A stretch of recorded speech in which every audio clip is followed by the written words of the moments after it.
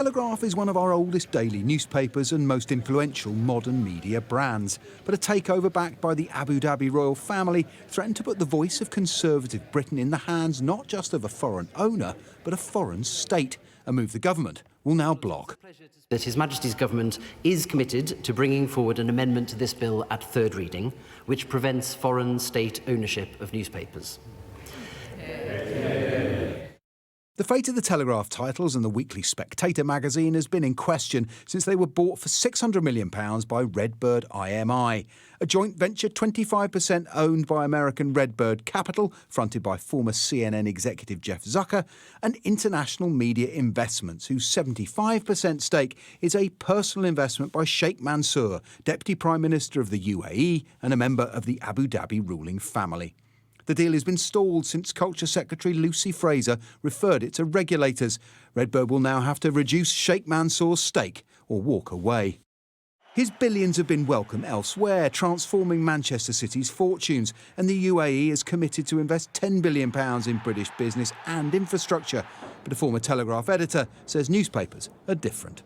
They are just trying to get in, and in order to exercise power in other ways in our society and have more influence with government and so on.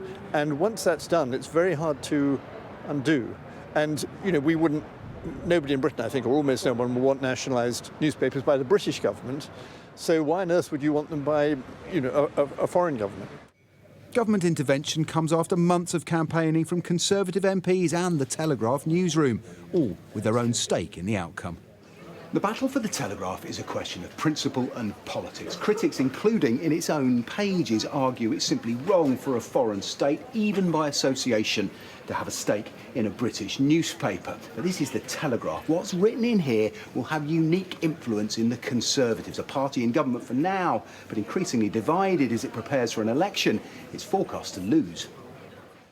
That influence means there will be no shortage of alternative bidders. Rupert Murdoch, whose News UK owns The Times and The Sun, is a potential buyer, along with the owner of the Daily Mail, and Sir Paul Marshall, proprietor of the start-up channel GB News. The most natural winner would be Sir Paul Marshall, who is a significant shareholder in GB News. Actually, he'd be a fantastic shareholder. And it would probably almost certainly then mean that GB News would probably be even more successful. Almost 170 years after it first appeared on newsstands, how this edition of the Telegraph story ends remains unclear.